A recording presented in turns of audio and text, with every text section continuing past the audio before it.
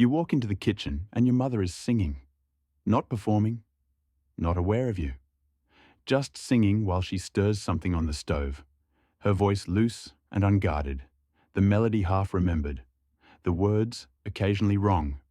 You freeze in the doorway. You weren't meant to witness this. The song wasn't for you. But there it is, wrapping around you anyway, pulling you into a moment that doesn't need your permission to include you. You remember this differently than you remember concerts, differently than playlists, differently than anything you chose. Because you didn't choose it, it chose you. And somewhere in the quiet of your chest, you carry a feeling you can't quite name.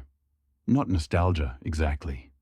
Not longing for that specific kitchen or that specific song, but something about the way music used to find you. The way it would leak through walls and claim you before you even knew what claiming meant. You live now in a world of perfect curation. Your phone knows what you like. Algorithms predict your mood before you feel it. You can summon any song ever recorded with a word or a tap. Build soundtracks for every moment. Control the entire sonic landscape of your existence. And yet there's this emptiness, this silence underneath all the noise, because nothing surprises you anymore. Nothing spills over. Nothing reaches out and says, you belong here, even if you weren't invited. You scroll through playlists designed for focus, for sleep, for workouts, for heartbreak. You put on music the way you put on clothes, functional, appropriate, matching the moment you think you're having. But when was the last time a song found you? When was the last time you walked into a room and music was just there, happening, indifferent to your arrival, ongoing and alive, and utterly unconcerned with whether you stayed or left? The modern ache isn't about the music itself. It's about the participation, the way you used to become part of something without deciding to. The way your father's humming while he fixed the car would pull you into his solitude. The way your neighbor's radio, bleeding through apartment walls at odd hours, would make you a citizen of their midnight, their heartbreak, their joy. You were always overhearing, always stumbling into sound that wasn't meant for you, but somehow held space for you anyway. You think about church basements and community centers, about weddings where everyone knew the words to songs you'd never heard before that moment, about how your grandfather's friends would start harmonizing without discussion, without rehearsal, just muscle memory from years of Friday nights and back porches. You weren't born into those songs. You didn't learn them from streaming services. You absorbed them through proximity, through being present in rooms where music happened whether you understood it or not.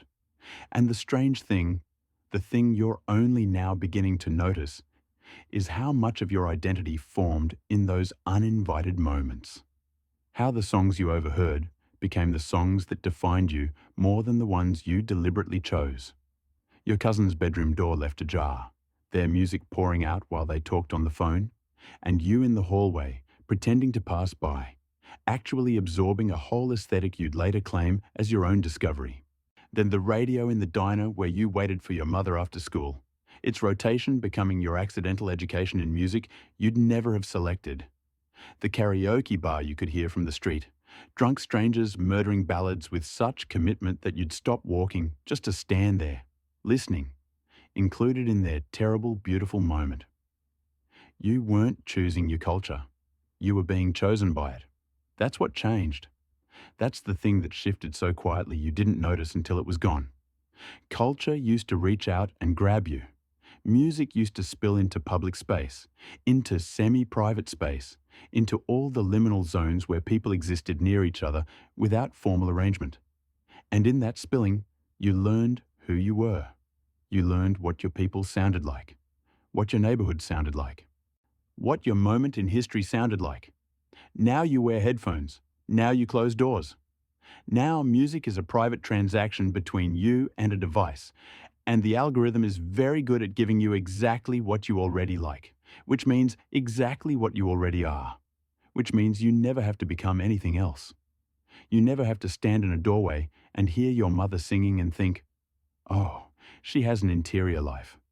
Oh, She exists when I'm not watching. Oh, she came from somewhere before me, and that somewhere had songs. The loneliness isn't about being alone. You can be alone with music now, always, perfectly, exactly the music you want. The loneliness is about not being accidentally included, not being pulled into something larger than your own carefully constructed taste, not walking into rooms where culture is happening and having it reach out, indifferent and generous, and say, "You're here now, so you're part of this, even if you don't know the words yet." You miss the rooms you entered without knocking. You miss the songs that didn't ask permission. You miss the feeling of being claimed by something that wasn't trying to claim you. Just existing, just singing, just spilling over. And you can't quite say when it stopped. When music retreated behind closed doors and personal devices. When participation became subscription. When the world stopped assuming you wanted to be part of its noise and started asking politely, through notification settings and privacy controls, whether you'd like to opt in.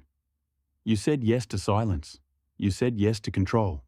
You said yes to never being surprised by someone else's music at a volume you didn't approve. And somewhere in all those reasonable yeses, you lost the feeling of being one of music's own, of belonging to a sonic landscape that didn't care about your preferences. That just was, and you were in it, and that was enough. The restlessness you feel now, scrolling through infinite options, is the restlessness of someone who has everything they want and nothing they need. What you need is to be interrupted, to be claimed, to walk into a room and have music happen to you. But all the rooms are quiet now, or they're playing exactly what you ask them to play, which is another kind of quiet. You think maybe this is why you sometimes play music out loud on the train, even though you know it's rude. Maybe this is why you leave your window open and let your playlists drift into the street. Maybe you're trying to give someone else what you miss. The gift of uninvited participation, the chance to be claimed. Or maybe you just want to know if anyone still listens, if anyone still overhears, if culture can still spill. But mostly, you just miss the kitchens, the rooms you entered without knocking, the songs that pulled you in and made you one of their own before you even knew you were looking for somewhere to belong. Go back further, before the headphones, before the algorithms, before the idea that music could be a private possession. Go back to when sound moved through the world the way wind moves through the world, touching everything, belonging to no one. Your ancestors lived in noise. Not the noise of traffic and construction and notification sounds. The noise of other people existing out loud, singing while they worked, humming while they walked.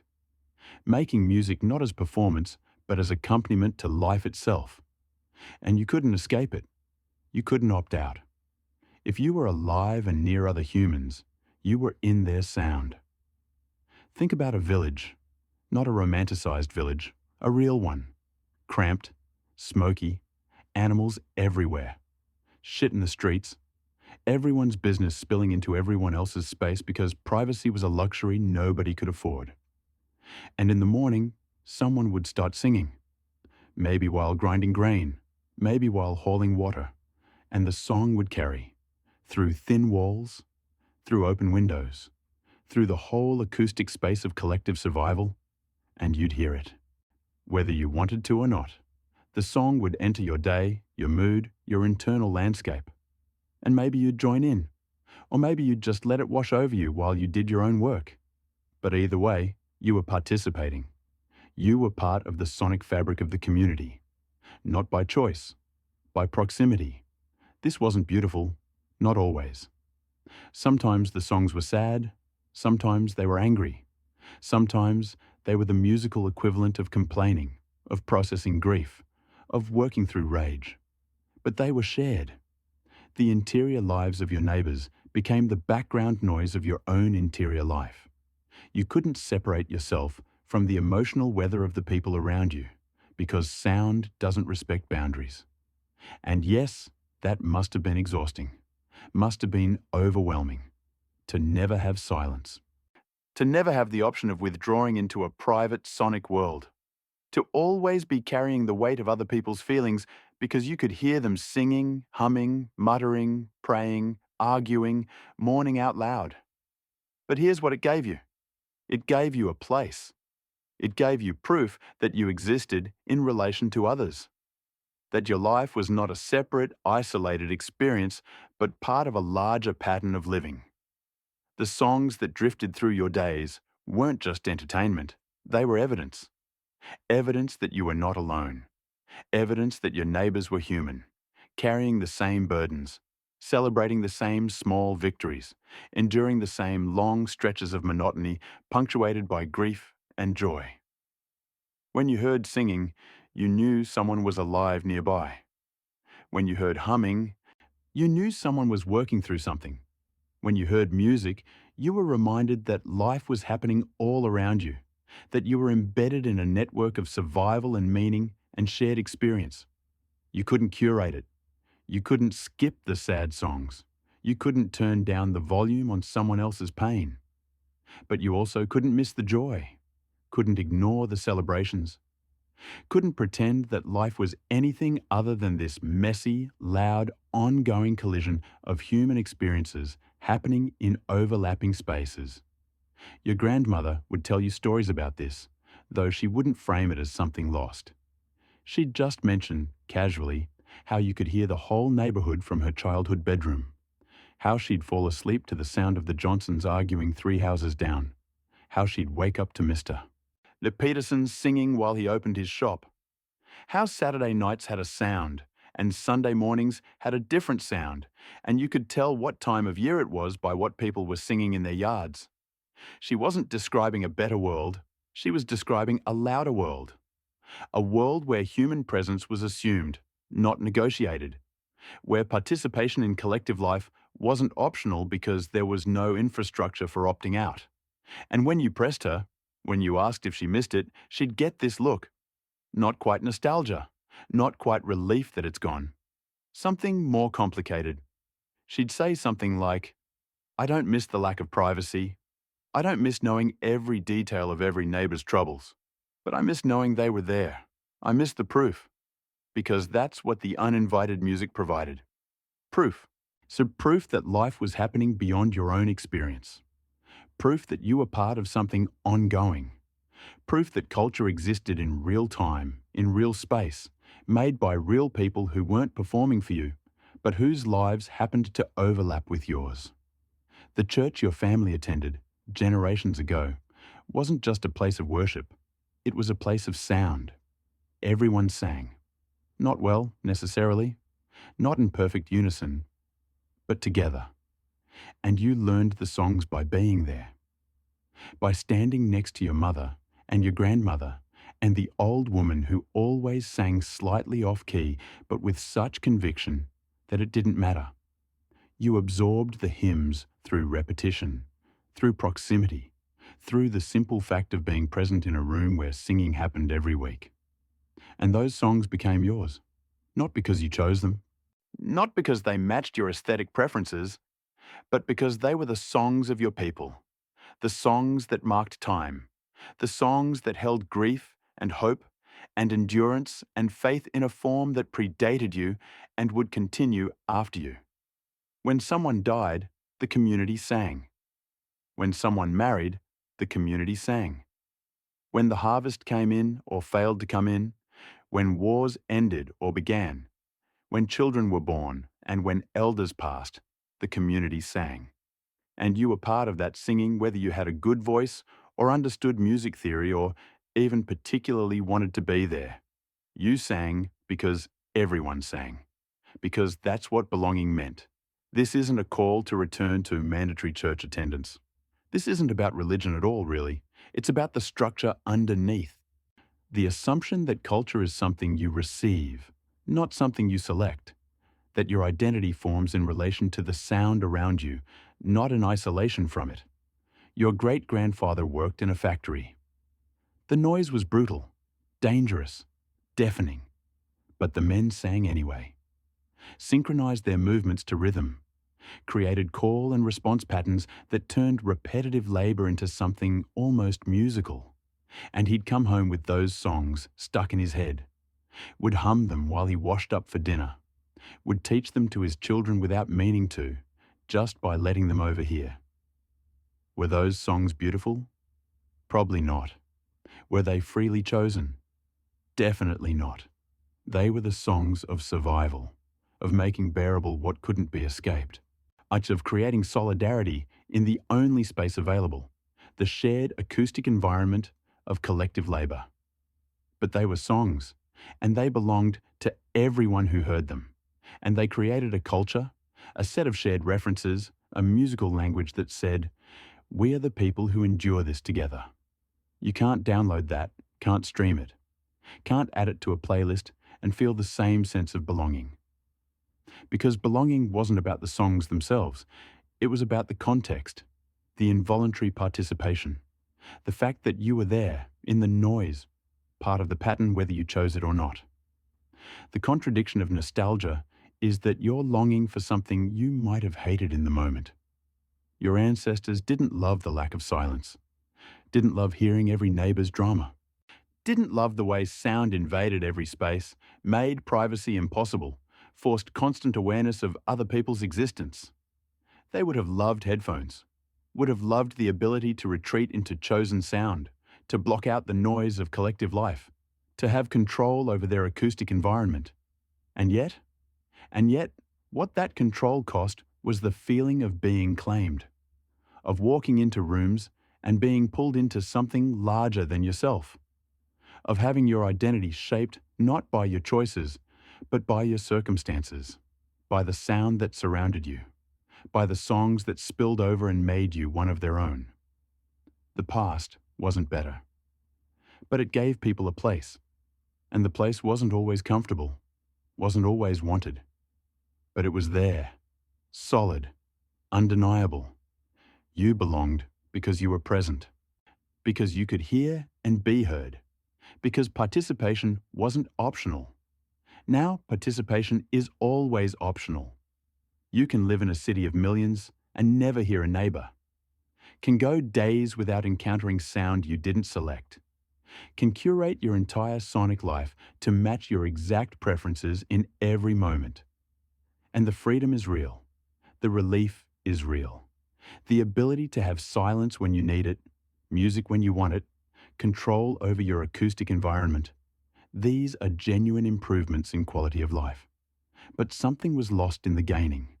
Some sense of being part of a living, sounding world, of being claimed by culture instead of choosing it, of belonging because you were there, not because you subscribed.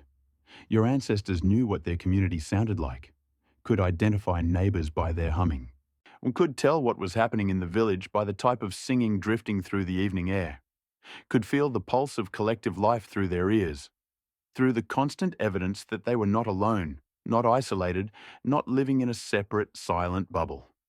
They endured hardship you can't imagine. Poverty, disease, violence, loss. The past was not easier, was not kinder, was not more meaningful by default, but it gave them a place in the world. And part of how they knew their place was through sound, through the songs that claimed them, through the music that spilled into rooms they entered without knocking and said, "You are here. You are one of us. These are your songs now, whether you wanted them or not." And maybe that's what you miss. Not the specific songs, not the specific rooms, but the feeling of being claimed, of walking into sound and having it wrap around you and pull you in and make you part of something you didn't have to choose. The feeling of belonging before you even knew you were looking for somewhere to belong. You remember the first time you put on headphones in public and realized you could walk through the world wrapped in your own sound. How powerful that felt. How free. You could choose your soundtrack, could block out the chaos, could move through crowds without being touched by their noise. You remember thinking, this is better. This is control. This is modern life giving you the tools to craft your own experience. And it was better in a way. You could actually hear the music, could focus on it. It could pay attention to lyrics and melody and production in a way that wasn't possible when music was just background noise spilling from radios and open windows and neighbours' mouths.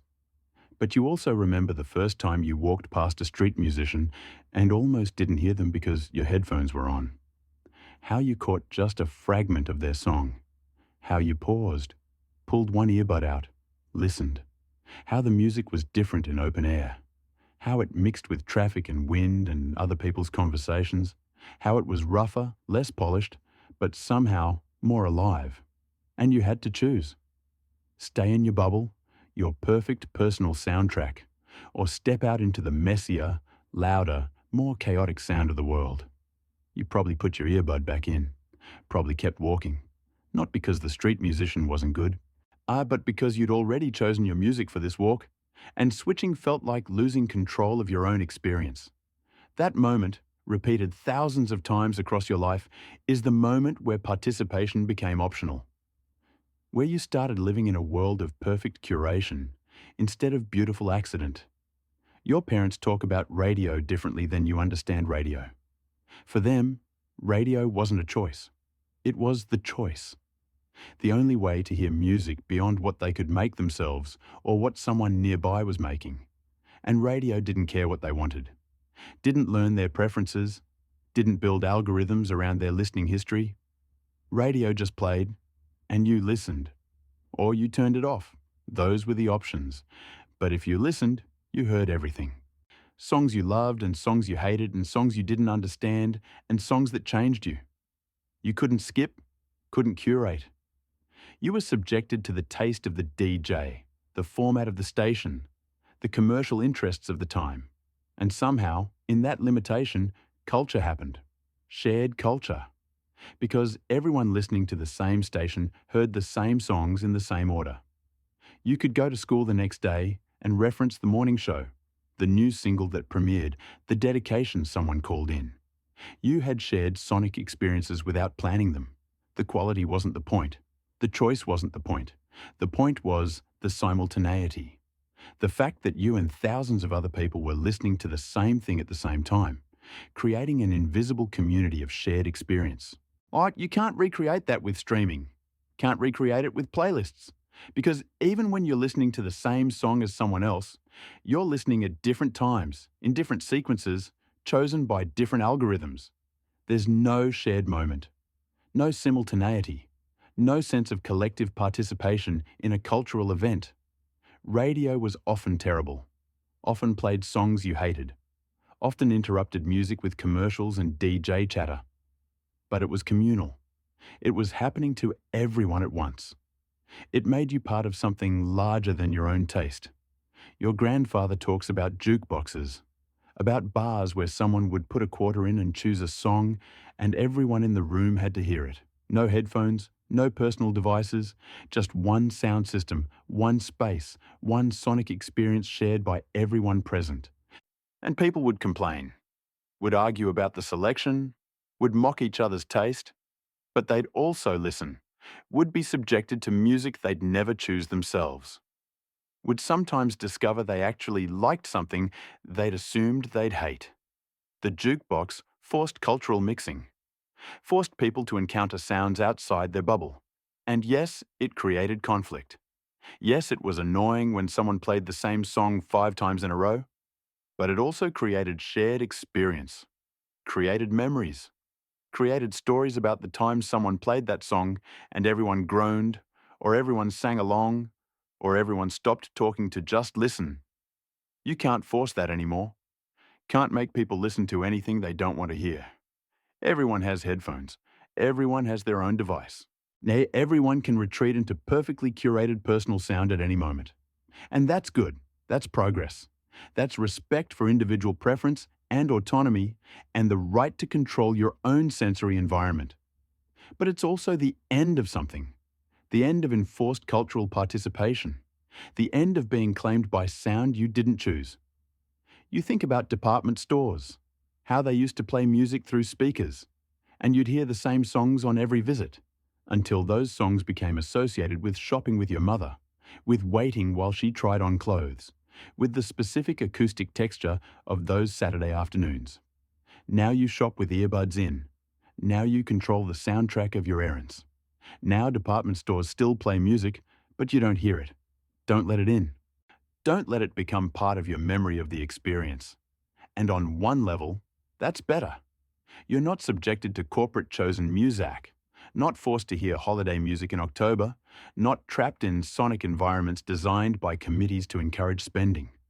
But you're also not accidentally creating memories, not associating random songs with random places, not building the weird, involuntary connections that happen when you can't control what you hear.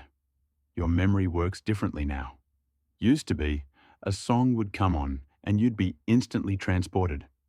Not because the song was meaningful in itself, but because you'd heard it in a specific place at a specific time, and your brain had grabbed onto it, associated it with that moment, filed it away as the soundtrack of an experience you weren't even trying to remember.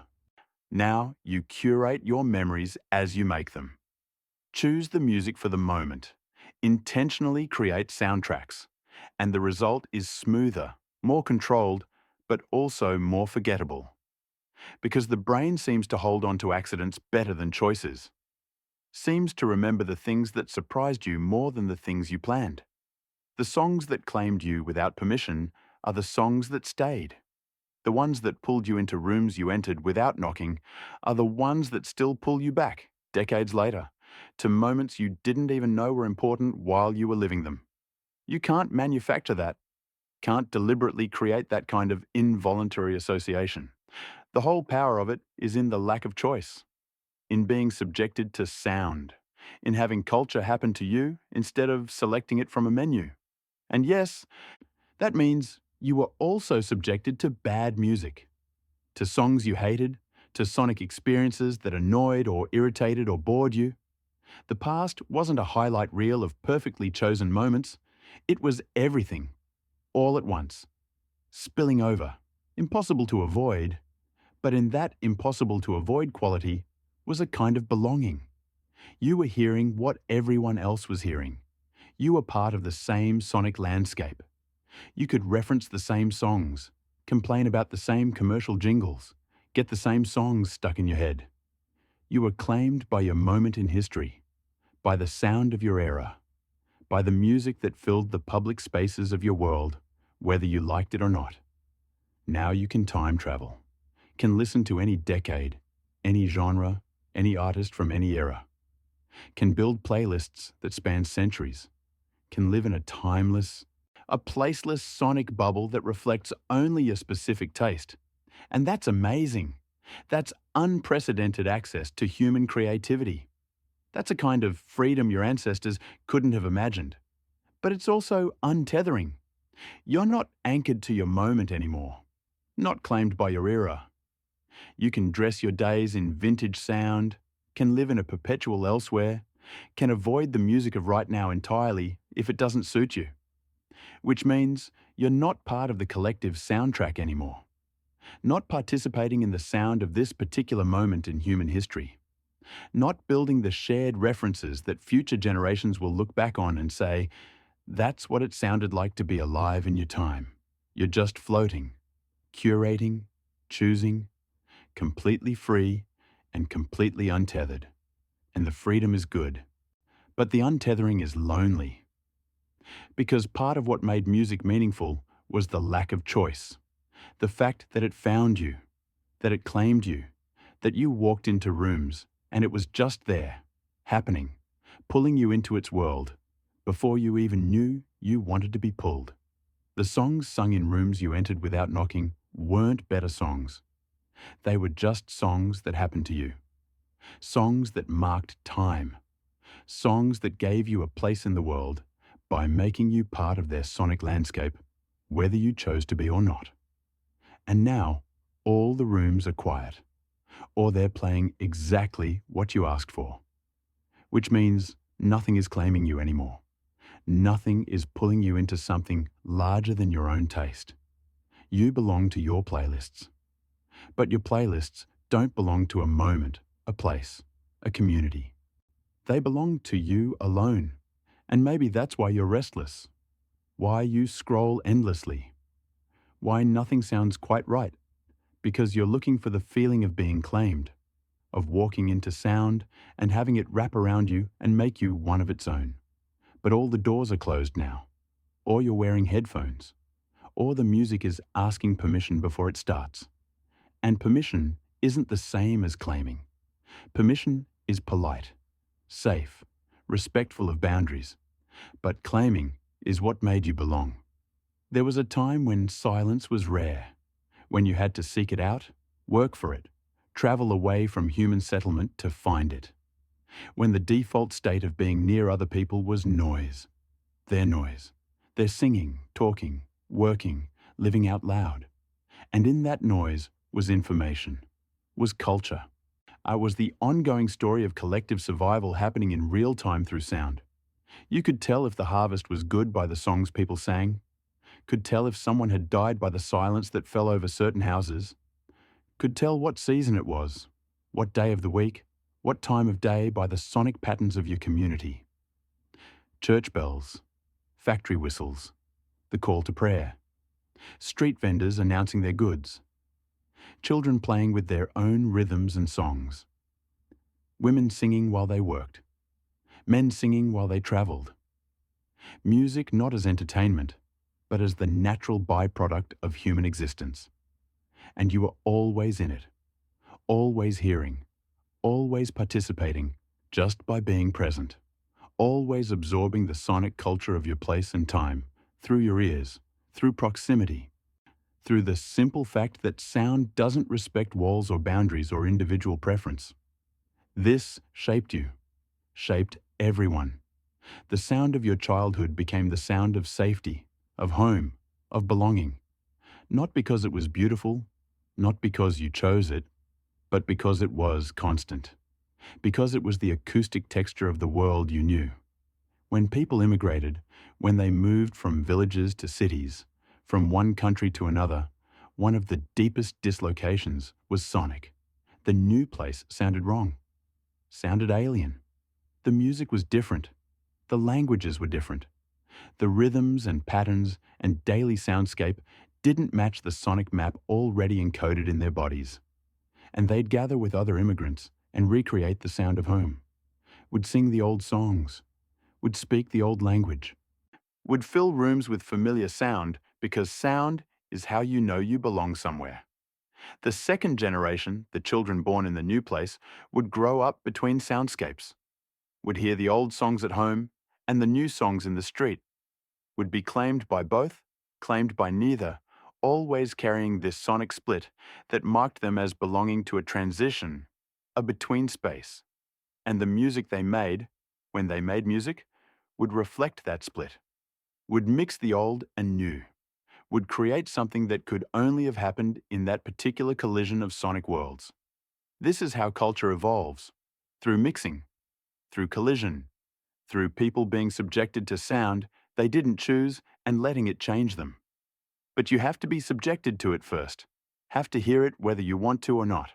We'll have to let it spill into your ears and your memory and your sense of what music can be.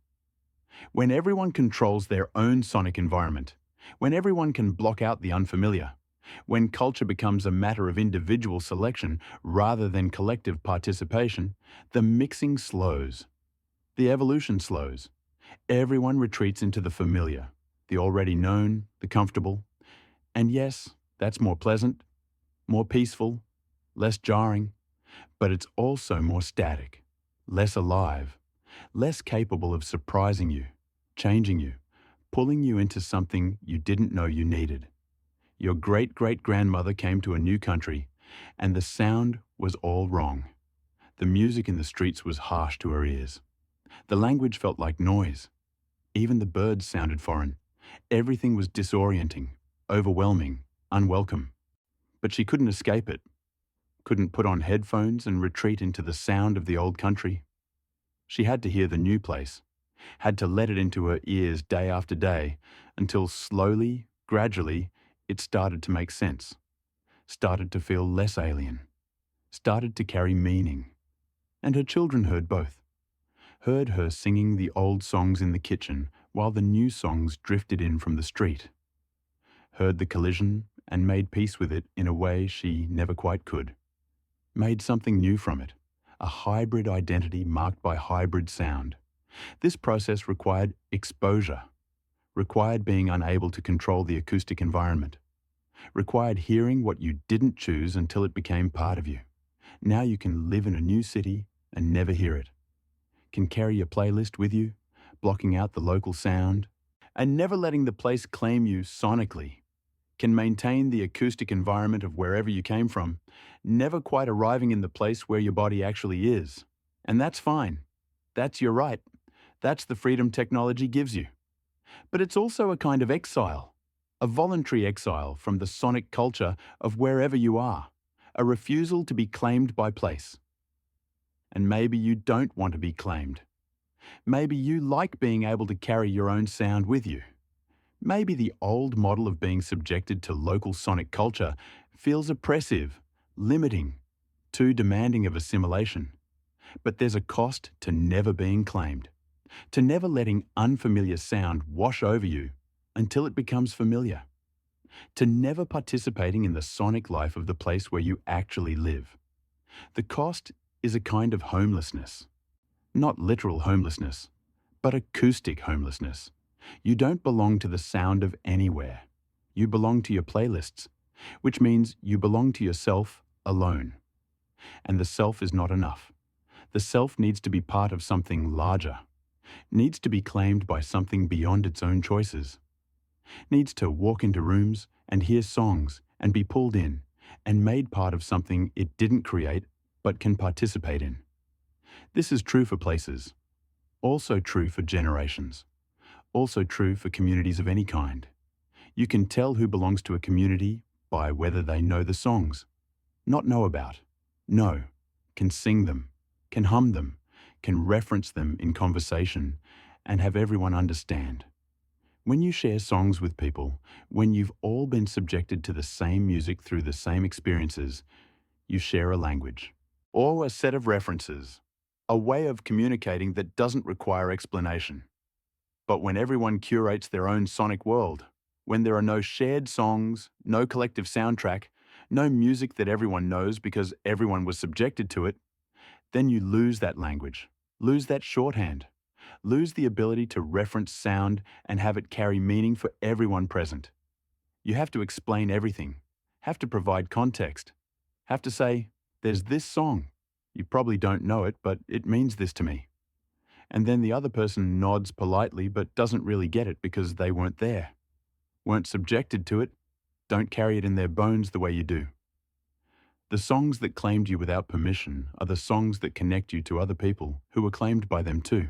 Or are the songs that mark you as belonging to a specific time, place, community. Are the songs that say, we were there together, even if we didn't know each other, we heard the same sound. We're part of the same sonic story. But when nothing is claiming anyone anymore, when everyone is free to choose their own sonic path, then there's no shared story. Just millions of individual stories that happen to be happening at the same time. And individual stories are fine, are valid, are worth living, but they're lonely. Because belonging doesn't come from having what you want. Belonging comes from being part of something that includes you, without asking if you want to be included. Belonging comes from being claimed. Think about how children learn language. Not through choosing words, through hearing them. Through being subjected to speech whether they understand it or not. Through absorbing sound until it becomes meaning. A child doesn't curate their linguistic environment. Can't say, I prefer French to English, please adjust accordingly. They hear what they hear. And what they hear becomes what they can say, becomes what they can think, becomes the shape of their consciousness. This is true for music too. The songs you heard before you knew you were hearing them became the foundation of your musical understanding, became the template against which all other music would be measured, became the sound of what normal meant, what home meant, what music itself meant. You didn't choose those songs. They happened to you. And in happening to you, they made you. Now imagine a child growing up with complete control over their sonic environment. And with parents who respect their preferences, their need for quiet, their right to choose what they hear. with technology that allows them to curate their own playlists from infancy. That child might be happier, might be less overstimulated, might develop a more refined, intentional relationship with music. But they'd also be missing something, missing the experience of being claimed, of having music happen to them without permission, of being shaped by sound they didn't choose. They'd grow up free, but also unmoored, without the acoustic anchors that come from being subjected to the sonic culture of a specific time and place. Is that better? Is that worse? It's neither. It's just different. A different way of being human. A different relationship to sound, to culture, to belonging. But it's worth noting what's lost. Worth noticing that freedom and belonging are sometimes in tension, that the ability to control your environment can make it harder to feel part of an environment, that choosing everything can mean being claimed by nothing. The past forced belonging, forced participation, forced you to be part of the sonic culture around you, whether you wanted to or not. And that forcing was often violent, often oppressive, often erased individual preference in favor of collective conformity. But it also created shared experience, created common ground, created the conditions for culture to evolve through collision and mixing, and the constant involuntary exchange of sound between people living near each other. The present offers choice, offers control, offers the ability to craft your own sonic world exactly as you want it. And that choice is real freedom, real respect for individual autonomy, real recognition that people are different and want different things and shouldn't be forced to endure sound they don't like. But it also creates isolation, creates millions of separate sonic worlds that never quite touch, creates a situation where belonging becomes optional, which means it often doesn't happen at all. You can't solve this. Can't go back to the enforced participation of the past. Can't and shouldn't try to recreate a world where people had no control over their acoustic environment. But you can notice what you miss, can name the longing, can understand that the restlessness you feel, the scrolling through endless options, the sense that nothing sounds quite right.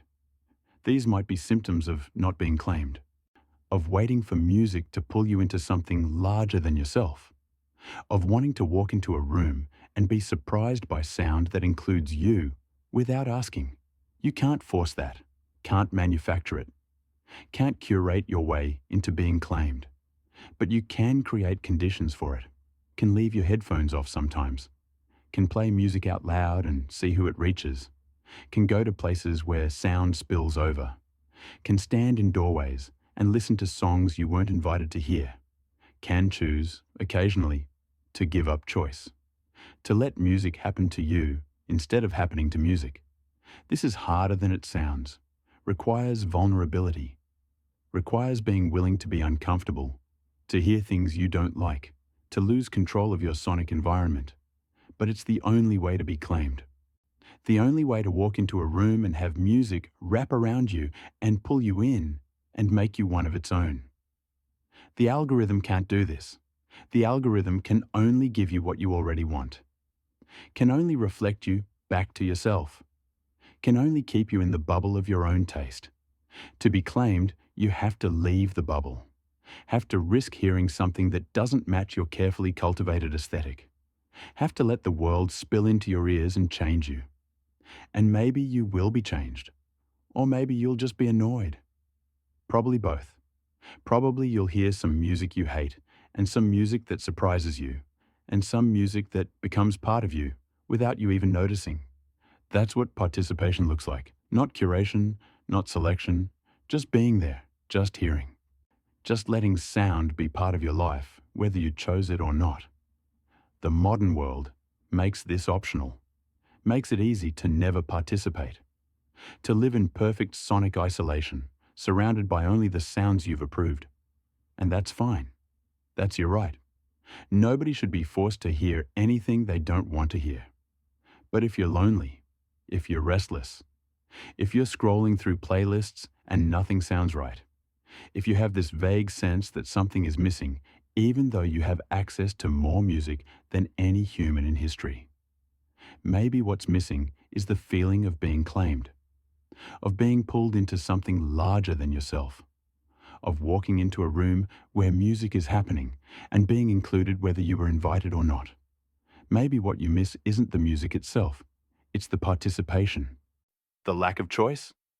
The feeling of being shaped by sound instead of shaping it. Maybe you miss the rooms you entered without knocking, the songs that pulled you in, the sense that music could claim you, could make you one of its own, could give you a place in the world just by including you in its sound. Night is falling now. Not literally, metaphorically. In the space of this thought, this meditation, this slow circling around an idea that doesn't quite have words, you are lying down, or you will be soon. The day is ending.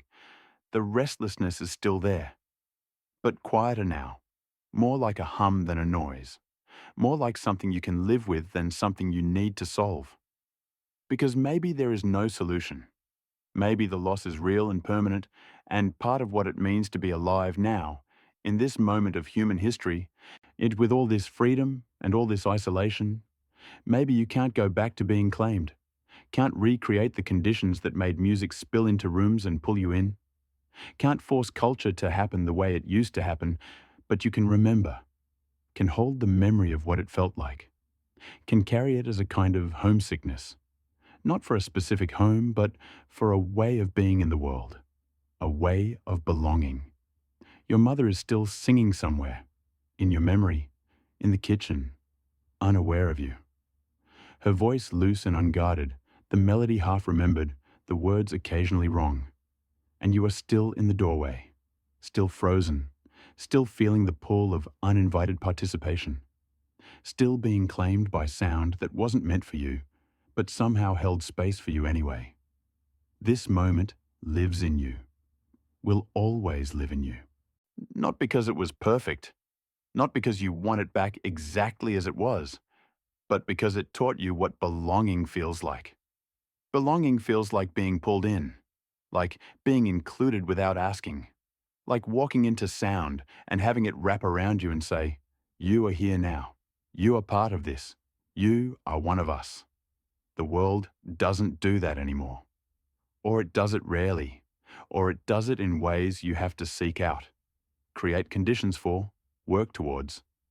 But the feeling is still in you, the memory of it, the knowledge that it's possible, that music can claim you, that culture can pull you in, that you can belong to something larger than your own carefully curated taste.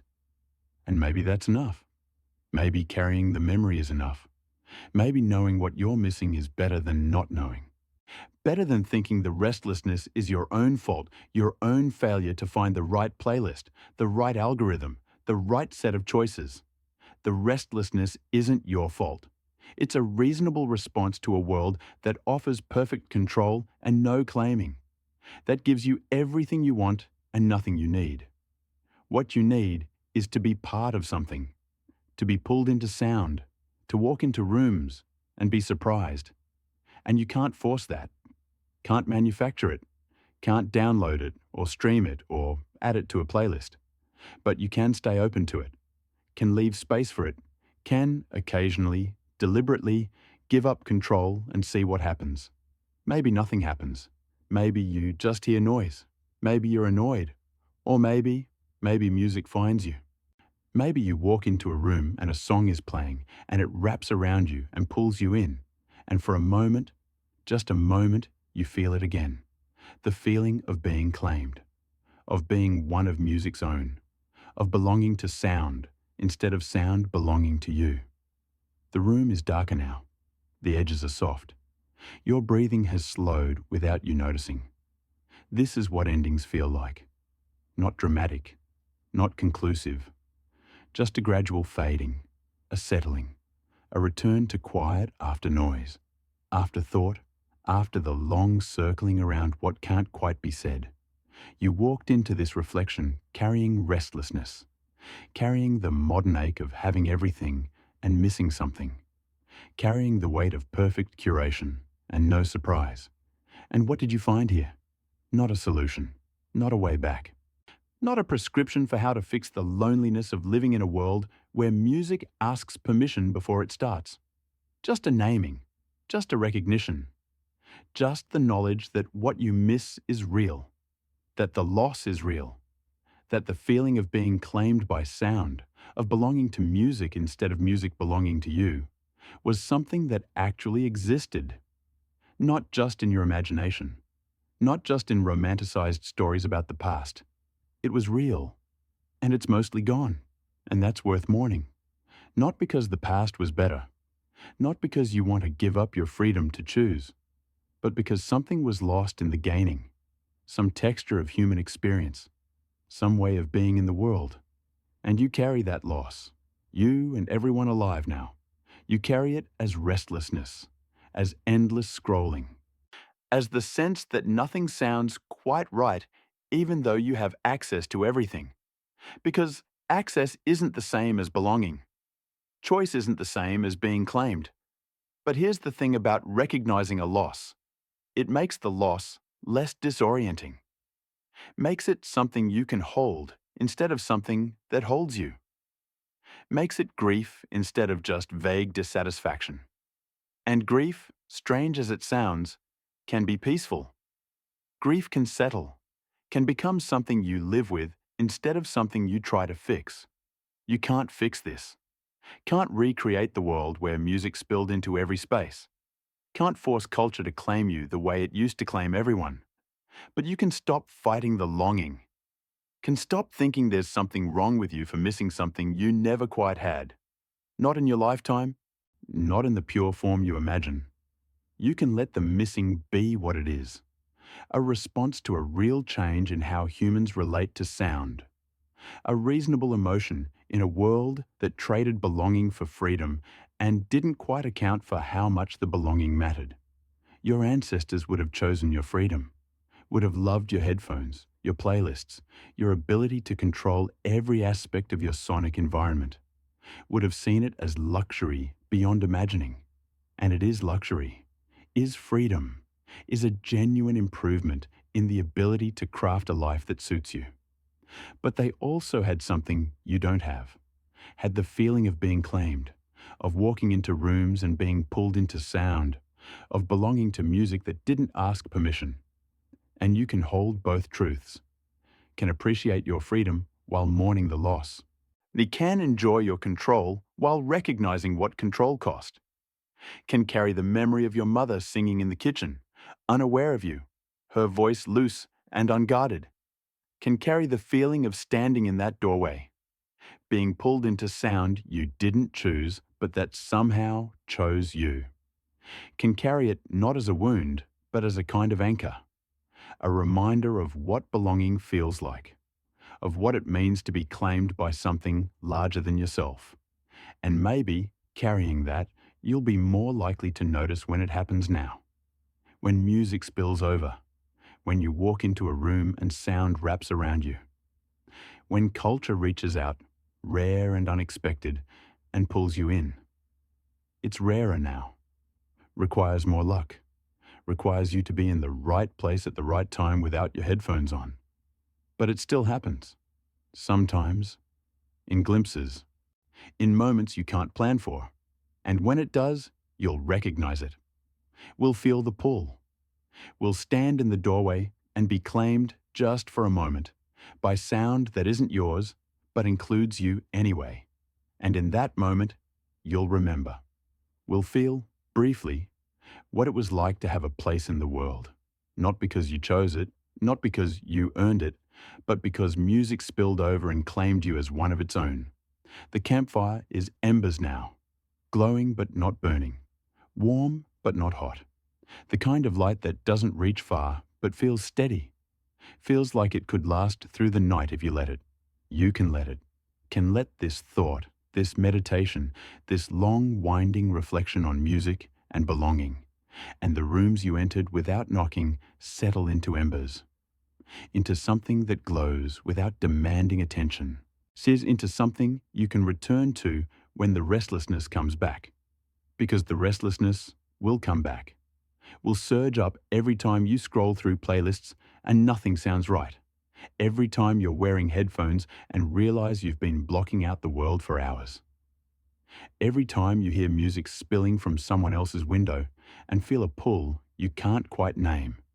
And when it comes back, you'll have this recognition, this naming, this knowledge that what you're feeling isn't wrong or broken or uniquely yours. It's the longing to be claimed, the longing to walk into sound and belong to it instead of it belonging to you. The longing for music to pull you into something larger than your own carefully curated taste. And you can't satisfy that longing by trying harder to choose well. And can't curate your way into being claimed. Can't control your way into surprise. You can only stay open. Can only sometimes, deliberately, give up control. Can only leave space for music to happen to you instead of you happening to music. And most of the time, nothing will happen. Most of the time, you'll just hear noise or silence or sound that means nothing. But sometimes, rarely, unexpectedly, music will spill over, will reach out, will pull you into a room you entered without knocking and make you one of its own. And in that moment, you'll feel it. The feeling your ancestors felt every day. The feeling of having a place in the world, not because the world was better, not because life was easier, but because culture claimed you without asking permission. And that feeling will stay with you, will settle into your chest like embers, like a warmth you can carry, like proof that belonging is possible, even if it's rare, even if you can't control it, even if you can't make it happen, even if all you can do is stay open to the possibility and hope that music finds you sometimes, spilling into rooms you enter without knocking, pulling you in, making you one of its own. This is how the thought ends. Not with a solution, not with a prescription, not with a call to action, just with a recognition, a naming, a settling into the knowledge that what you miss is real and the missing matters, and you can carry both the loss and the memory with something like peace. The room is dark now. The embers are glowing. Your breathing is slow and steady. And somewhere, someone is singing, unaware of you. Their voice loose and unguarded. The melody half remembered. And the words occasionally wrong. And you can hear it or you can't. You can walk into that room or you can stay where you are. Either way, the song is happening. The world is still making music. Culture is still spilling over sometimes in places you least expect. And if you're lucky, if you're open, if you're in the right place at the right time without your headphones on, it will claim you, will pull you in, will make you one of its own, will give you, for just a moment, the feeling of having a place in the world. Not because you chose it, not because you earned it, but because you were there, because you heard, because music spilled over and you let it. And that's enough. That's always been enough. That's all belonging ever was. Sleep now, or don't. It doesn't matter. The thought is finished. The reflection is complete. The long winding path through nostalgia and loss, and the rooms you entered without knocking has led here, to this quiet, to this settling. You can carry this with you, can hold it lightly, can return to it when the restlessness comes back. Or you can let it go, can let it drift away like smoke from embers, can wake up tomorrow and live your life exactly as you've been living it, with your playlists and your headphones and your perfect control over your sonic environment. Either way is fine. Either way is your choice. But now you know. Now you have words for the longing. Now you understand that the restlessness isn't about the music itself. It's about the claiming, the participation, the feeling of being pulled into something larger than yourself. And knowing that doesn't solve anything, but it settles something, makes the ache less disorienting, makes it grief instead of just dissatisfaction. And grief can be lived with, can be carried, can even, in its own way, be peaceful. Because grief means you loved something, means you recognize what was lost, means you're not alone in the missing. Everyone misses this. Everyone carries this longing. whether they have words for it or not. Everyone scrolls through endless options and feels the emptiness underneath. Everyone wonders when music stopped reaching out to claim them. The answer is gradually, over decades, through small changes that made life better in many ways, but quieter in one specific way, through the shift from collective sound to individual choice, through the triumph of control over surprise. And you can't reverse that, can't go back, can't make the world loud and spilling over again. But you can remember, can hold the memory of what it felt like, can carry it as an anchor, a reminder, a small, warm place in your chest that knows what belonging is. And that's enough. That has to be enough. Because the alternative is to keep scrolling forever, looking for a feeling that can't be found in any playlist, that can't be manufactured by any algorithm, that can only happen when you least expect it, when you're open and vulnerable and not trying to control anything. The alternative is to exhaust yourself searching for what can only be received. So rest now. Let the search end. Let the restlessness settle into something quieter, something you can live with. Let the embers glow. Let the room be dark. Let your breathing slow. And somewhere, someone is singing. Unaware, unguarded, half remembering the words. And the song is there whether you hear it or not. The music is still spilling over somewhere, claiming someone, pulling them into rooms they entered without knocking. And maybe someday it will be you. Maybe someday you'll walk into sound and be claimed again. Maybe someday music will reach out and make you one of its own. Or maybe not. Maybe this is just how life is now. Maybe claiming is rare enough that most people will only feel it a few times, in glimpses, in moments they can't plan for or recreate.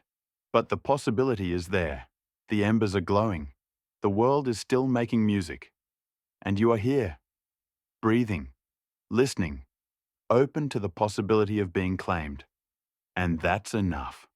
That's always been enough. That's all you need to carry into sleep. The memory of your mother singing, the feeling of standing in the doorway, the knowledge that music can still spill over, can still claim you, can still give you a place in the world. Not because you chose it, because it chose you. Not because you earned it, because you were there. Not because you controlled it, because you let it happen. Rest now. The thought is finished. The embers are glowing. And somewhere, someone is singing. And that's enough.